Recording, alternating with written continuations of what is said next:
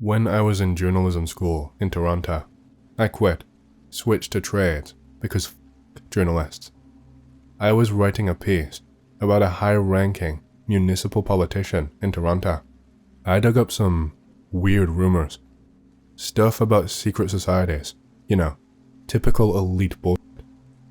The Persian chick in my program, I'm just going to call her Cher because her name is long and hard to pronounce, with whom I've become friends, mentioned that some guy in the university's plebeian club is related to this politician. They are having a meetup and invites me to join. Gladly. I show up at this kid's downtown Toronto apartment, and it is what you would expect. Fat dude with a pube beard, lecturing some disinterested chicks about Richard Dawkins. A few chicks here for the booze. Cher introduces us, tells him I'm a journalism student. Apparently, he is the editor of the student paper. I ask him if he's in the program, as I have never seen him before. He says no, he is doing sociology. Weird, but whatever. Not what I'm here for. He tells me that the next issue will be focusing on sexy stuff. Something about the way he says this rubs me the wrong way. I'm not super interested in writing for a paper that thinks people care about decolonizing dildos or whatever, so I politely decline. We go to some stupid ping pong place nearby. I pace myself so that I can maintain the upper hand in our conversations, try and get him to divulge more than he would otherwise. Play a match or two with Cher as I watch him drink a few beers. He then disappears and comes back out, fucked up, clearly rolling. I ask him what he's doing, and he asks me if I want some flashing a baggie. It's then that I notice the tattoo of pic related between his thumb and index finger on the right hand. I politely decline and ask him how he can afford an apartment in downtown Toronto as a student. Tells me his parents pay for it. Turns out his dad invented some kind of breathalyzer thing that the court can put in your car if you get a DUI, and his mother has all kinds of connections in the non-profit sector. Pretty fed up at the end of the night, not having gotten what I wanted, so I head back to my dorm room. To my surprise, I get a call the next day from Cher. John wants me to attend some victory party for a federal member of parliament who just won their riding. Write a puff piece in the student paper for him. Turns out he is one of this politician's administrative assistants. Sure, why not? Show up, and it is fucking stuffy. What I found strange is that his relative in municipal politics belongs to a different party than the one that he works for. I don't get close to his employer, but I do notice a pendant around their neck that matches his tattoo. Curious. The night goes on, and I spy another guy there. Looks like some kind of animal rights activist. I dressed up for this thing, but he looks like he is dressed down, disheveled, smells bad. I catch him taking pictures on his phone a few times. I notice this guy shadowing John all night. I confront him about it and manage to suss out that he is some kind of hippie climate activist here undercover and doing a shit job of it. I do not divulge why I am there and leave him be. I finally get a chance to ask John about his tattoo and his boss's pendant.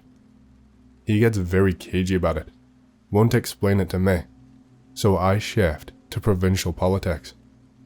He is clearly ruling again, so I try and get him to talk a bit more. Ask him about municipal politics. He does that thing that people who are pretty fucked up do and whisper yells that his uncle is in the mayor's office. Whether this means his uncle is the mayor or close to the mayor, I do not know. He invites me and Shane, the undercover activist, back to his place. He wants to show us some maps, riding divisions or ward divisions or something. I figure this is a good chance to snoop around the place, so figure why not. We get there. He dims the lights and asks if we want to see something. He gives Shane the weirdest fucking look, and I'm like, oh boy, here we go. But instead, he goes into his bedroom and comes back out with a leather-bound book. Tells us something like, fuck the 48 laws of power, this is all you need.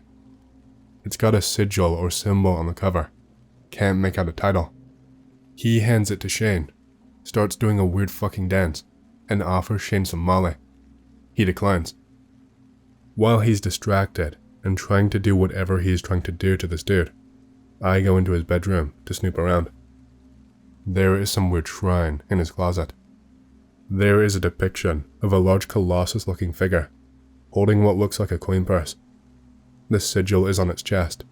There are pictures too. John is in them. The mayor is in them. Several prominent Canadian politicians are in them. I snap a photo just as John comes into the room. He gives me this look, like a kid who just got caught jacking off. Panicked. Fuck. Tell him I gotta go, and double time it out of there. Now this is when shit starts to get fucked up. I start noticing people following me around. I come back to my dorm one day, and it is obvious someone has been through it. I shower that same night, leave my phone in the dorm, come back and it's gone. Cher disappears. Her roommates, she rented a place off campus with 5 of her chicks, show me a note that she left. She's gone back to Iran. That does not make sense. She was born in Toronto. It's also not her handwriting. I notice dead animals, ashes, bones, etc. being left in front of my dorm. I call the cops, but they do not seem interested at all. There's some other shit that I don't want to get into, but suffice to say, I left the program, moved to the nation's capital, and picked up a trade instead. I still catch glimpses of people following me around. I'll park my work truck at a site. Then, as I leave, notice that fucking sigil spray painted nearby, carved into trees. I've even had pieces of paper with it written in red ink left on my dash. Oh, and John.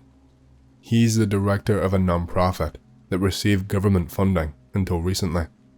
This non-profit gets consulted on a lot of high-level government decisions. He also became a journalism fellow at a prestigious public policy school. There is something rotten in Canada, and this time, we don't have Mackenzie and Pepinha to expose it. The Philip experiment. In the 1970s, a group of Canadian parapsychologists wanted to attempt an experiment to create a ghost, proving their theory that the human mind can produce spirits through expectation, imagination, and visualization.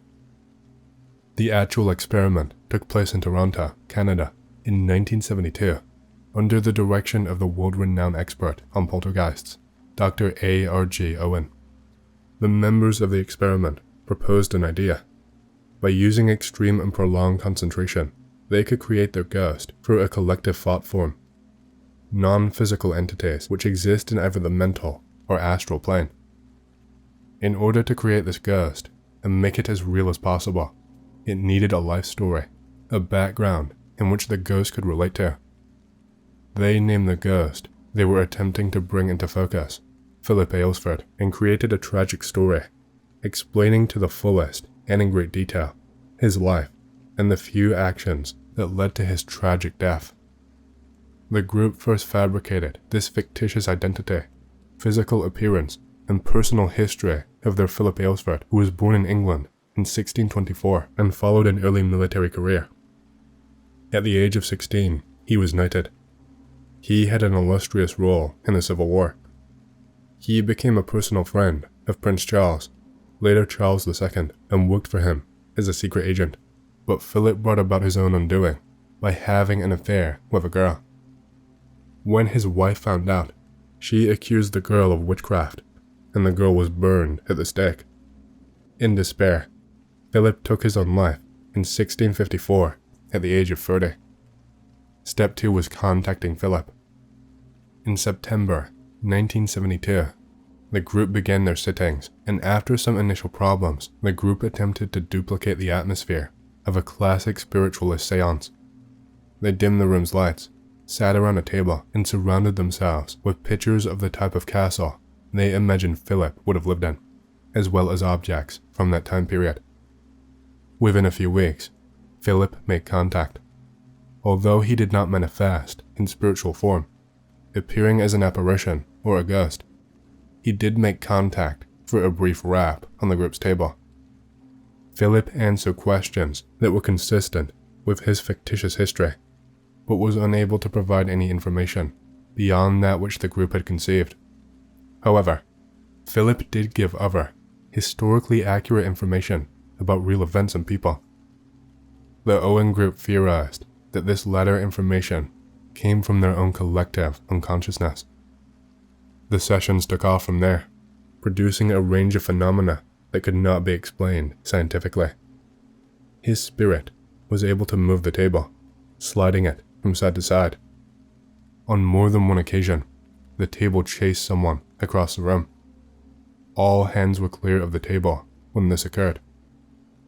In conclusion, the experimenters were never able to prove the how and the why behind Philip's manifestation. Was Philip a direct result of the group's collective subconscious, or perhaps did they conjure a natural entity that simply latched onto the story? While some will conclude that they prove that ghosts do not exist, that such things are in our minds only, others say that our unconscious could be responsible for this kind of phenomena some of the time. Another point of view is that even though Philip was completely fictional, the Owen group really did contact the spirit world. A playful, or perhaps demonic, some would argue, spirit took the opportunity of these seances to act as Philip and produce the extraordinary psychokinetic phenomena recorded. Whatever caused the manifestation, it seems that it adapted itself to the expectation of the audience, playing the role of the spirit they intended to contact. Since all was based on fiction, it could not be the spirit of Philip, so what else could it be? This is an Ontario-based one, but hope he likes it. Back in 2004 to 2005, our school plans a weekend field trip to the Toronto Islands, where they have a camping site for middle school students in order to teach them about ecology and shit. We traveled by ferry over the foggy lake. It was exactly like the beginning of Shutter Island in mid-November with a couple of counselors.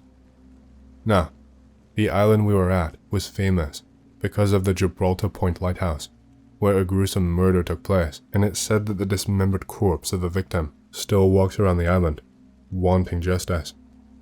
The lighthouse is actually hundreds of meters away from the sea, if I'm not mistaken, as the island is mostly composed of drifting sand and soil, which accumulated since 1815, when the guy was murdered, to modern day, increasing the beach's size. On the second day of our trip, after a long walk in the snowy trails and playing with birds in the woods, our counselor took us to the useless old lighthouse, which had long been replaced by a modern one closer to the shore. As soon as we were in the general vicinity of the place, everyone felt something weird in the air. Then our counselor began to tell us the story of an immigrant who came to Canada and began working at the lighthouse, transporting whale oil to and fro, trying to save up enough money to buy a house. It did not pay very well, however, so this guy began selling illegal moonshine on the side in order to make ends meet. He ended up befriending the local military folk, and they were his main clients for many years. On one particular year, however, he was close to buying his house and made one last deal with the military for New Year's Eve. However, they asked for way more booze than he could ever produce, so this smart immigrant added some water to half of the bottles in order to fool his clients. They eventually arrived, paid for the bottles and left, but no one expected the blizzard. Now, for those of you who do not know, alcohol does not naturally freeze in winter temperatures like water does, but due to the cheating moonshiner, many of the bottles were soon undrinkable blocks of ice. The soldiers that came to pick up the booze soon decided more than a few of their bottles on the road in order to warm up, and soon discovered what had been going on. Now, drunk and angry, they charged back to the lighthouse with one of them supposedly carrying an axe. And after a long night waiting for the moonshiner to come out, they eventually murdered him and buried his corpse in his own lighthouse garden. Years later, a new lighthouse keeper discovered this guy's remains in the ground after supposedly seeing an armless spirit hovering over where he was buried. This soon became a widespread legend, and it is said that the moonshiner kept his savings inside a loose brick within the lighthouse, so it became a popular location for treasure hunters. Naturally, we were all spooked after hearing this, and the counselor had us sit down on the steps of the lighthouse to hear the ending of the story.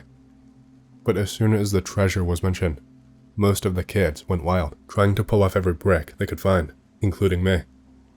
Our counselor laughed until one of us ran to the top of the lighthouse, trying to find a proper place where the gold might be hidden. A few minutes later, he comes down screaming, saying that he had heard something up there, and we all felt weird again. We soon left the place, but I will never forget this day as the first time that I visited some place and thought, wow, this feels wrong for some reason. And that was a great trip.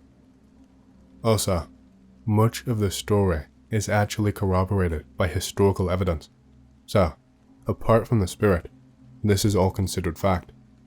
Now, I'd like to visit the lighthouse again someday, maybe with some kind of film crew. The story was also featured on the Creepy Canada show, which I used to love as well. The Black Knight Satellite. In 1899, Nikola Tesla picked up unusual signals from an unknown source on his high-voltage receiver in Colorado Springs, which he speculated were intelligently controlled signals that originated from another world. Astronomers have reported picking up similar radio signals since the 1930s, and Dr. Lincoln LaPaz of the University of New Mexico cited the possible source in Earth orbit in 1953. The U.S. Department of Defense commissioned astronomer Clyde Tombaugh to look for it. A famous article about the Black Knight was published in both the St. Louis Dispatch and the San Francisco Examiner on May 14, 1954. At that time, there were no man-made objects in Earth's orbit that we know of. That changed in 1957 when the USSR launched Sputnik 1. It was reported that an object believed to be the Black Knight satellite was shadowing Sputnik 1. When Sputnik 2 was launched a month later, Dr. Luis Corrales of the Communications Ministry in Venezuela photographed it again, shadowing the satellite. In 1960, a Grumman Aircraft Corporation tracking camera took a picture of it, but the company kept its findings secret. In 1963, U.S. astronaut Gordon Cooper reported seeing a UFO, like the Black Knight, in front of his capsule. A photo taken during a space shuttle mission in 1998, seen in the videos, shows an object many believe is the Black Knight, and a 2014 video feed from the ISS shows a similar object. Of course, there is much more about the Black Knight that we know and don't know, including the link to Philip K. Dick. The military and space programs of both the US and Russia have acknowledged at least the possibility of its existence. Black triangular craft and highways. Interstate 435 surrounds Kansas City, Missouri, and its suburbs across the Missouri-Kansas state line in 81 miles of asphalt. Other than a few housing developments, the northwest stretch of the interstate that Laura Katz traveled on around 10 p.m., February 19th, is quiet and dark. It was cold and clear, Katz said. You could see the stars. Visibility was excellent, which is how she saw the thing in the sky. Katz was on the last half hour of the long journey from her hometown of Council Bluffs, Iowa, to her apartment in Overland Park, Kansas, when she took the on-ramp onto the interstate at Platte City, Missouri, and entered this sparsely populated area northwest of Kansas City. I'd only been on 435 a couple of minutes, and I see these things with lights, she said. I think, that's weird. An elongated black triangle about the size of a commercial jet airliner flew toward her. A smaller one, just to the south, mirrored the flight path. A second smaller craft flew to the north. To the right is another one, right above the trees, she said. I mean right above the trees. There were no propellers, no wings, and they were flat. An airplane isn't just flat like that. These three aircraft with strange lights approached the interstate with a trajectory that would lead them over Kat's car toward nearby Kansas City International Airport. But as the craft grew closer, Katz began to doubt if these were conventional airplanes. "I usually don't see free airplanes that close together," she said, "but I am by the airport, so maybe they are further apart than what I think." Then she slowed, and the lead craft, the largest of the three, slowly sailed over the top of her car. It was a triangle shape, almost like a stealth bomber shape, she said, but Katz has seen the B-2 stealth bomber, and this craft was not the B-2. "I slowed down and looked up at this thing," she said. "This was not an airplane. I made sure it was not an airplane before I started freaking out." Blue and red flickering lights lined the outside of the triangles. A big white light glowed from their middle. Katz got a good look. The craft were close. "We're talking not very high off the interstate," she said. "Just above the trees. Probably a couple of 100 feet above the trees. I was moving faster than they were." One of the smaller ships was not moving at all. It just hovered at the tree line. Kat's sighting isn't uncommon for that area. An anonymous poster to the Mutual UFO Network website described seeing something similar at 10:05 p.m. on November 9th, 2012, near Parkville, Missouri, about 13 miles from the airport. "I saw a triangle-shaped object hovering low in the sky over Parkville, Missouri," the witness wrote in the MUFON report. "The craft had a bright white light and smaller red and blue light, all which flashed randomly. This object hovered an estimated 200 feet above the ground. The witness saw a black triangular craft with a bright white light shining underneath. I slowed down to about 15 miles per hour because there were no other cars on the road at the time. The object blended very well with the night sky," the witness wrote. "I looked up into the sky, very puzzled and astounded by what I had just seen. I can't understand how something that big could just hover in place so low to the ground and not make a sound." Margie Kay, the Assistant State Director for the Missouri MUFON chapter, said Katz and the witness from Parkville are not alone. "There has been some UFO activity in the area, in particular along the river and along I-29 and I-435 at the Missouri and Kansas border," Kay said. "There were 83 reported triangular craft in Missouri from January 2011 to February 19th, 2014, with 26 of those being along this western corridor. Due to the proximity of Whiteman Air Force Base, home of the B-2 Spirit stealth bomber, 93 miles away, Fort Riley, 141 miles, and Offutt Air Force Base, 161 miles away, Kay does not rule out a terrestrial explanation.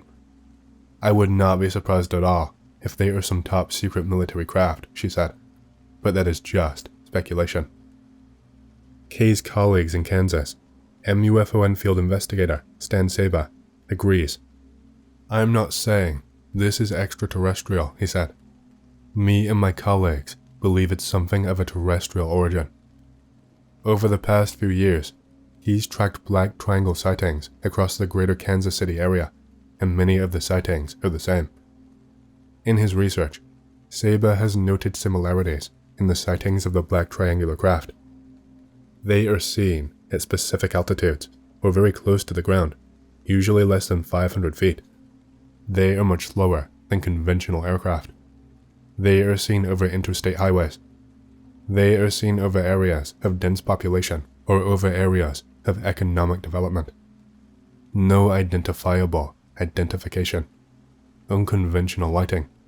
Specific flight paths. They have been confused for stealth aircraft, Saba said, and tries to rule out the B-2 from reports first. With the B-2 bomber, the way it is designed to look like anything except an airplane, but in some sightings of black triangular craft, the ships don't behave like the B-2. They demonstrate abilities that are not known by any other aircraft to have. Stopping in midair, hovering, moving very slowly, then zooming out of sight very fast.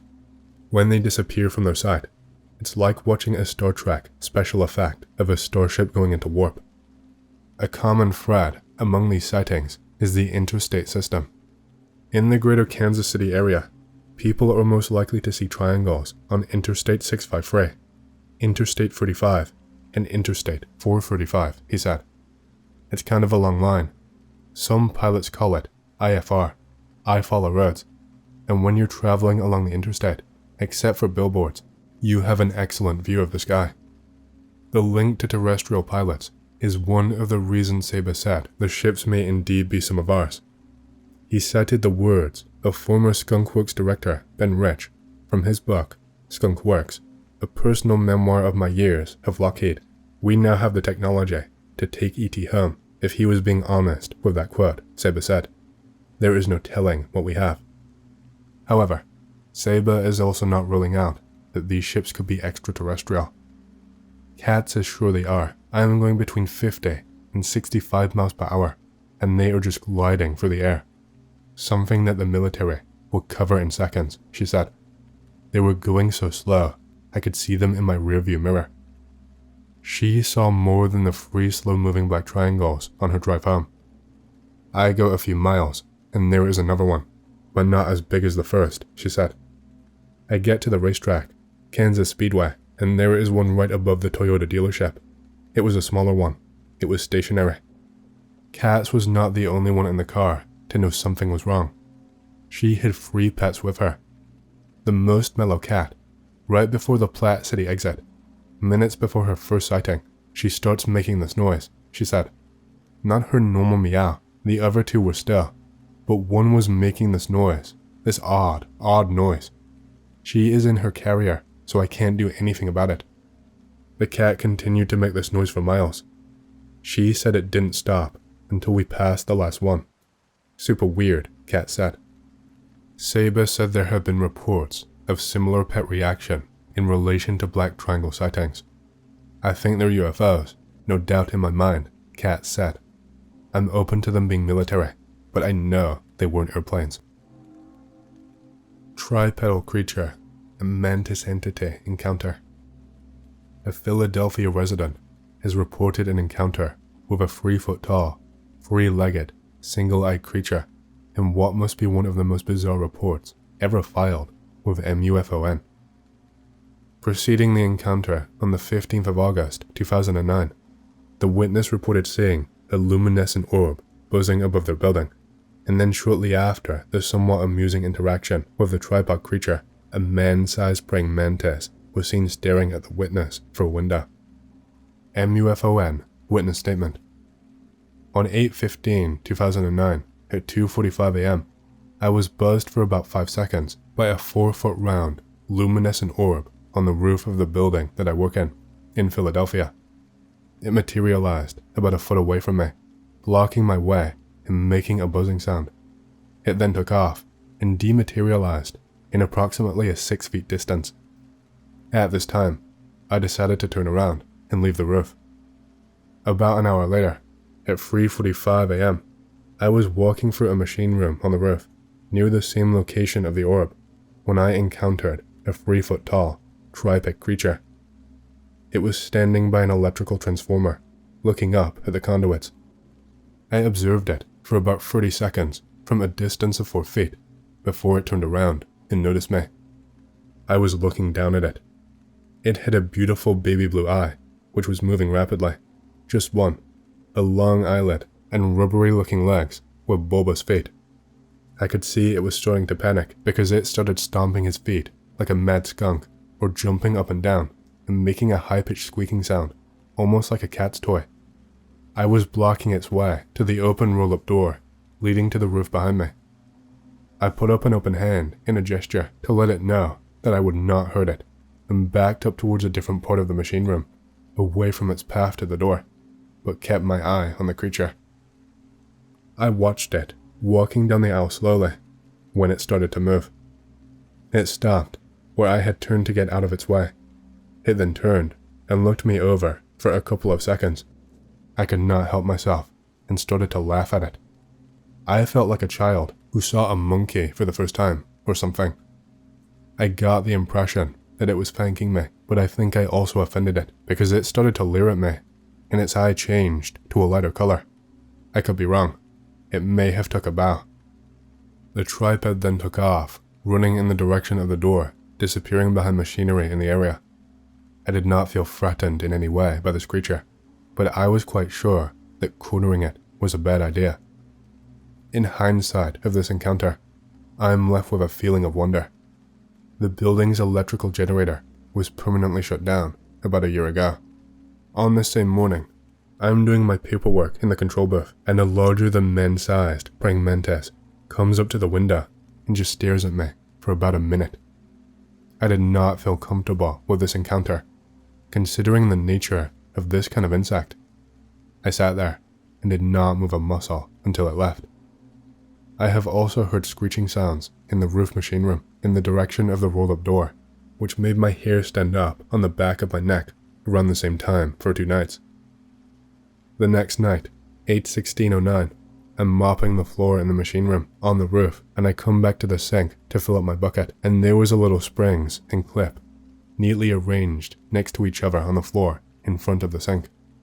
I think the tripod came back. There was no one else in the machine room. Was it trying to tell me something? Were they gifts, or was it trying to help me? I don't know. It's a mystery. The tripod may have been back the next night too, but I did not see it. It had moved stuff around like a toddler would have. It was into everything, exploring, I guess. A true report on non-human encounters, glimpses of another dimension, a fictional tale of tomfoolery, or simply too much or too little medication.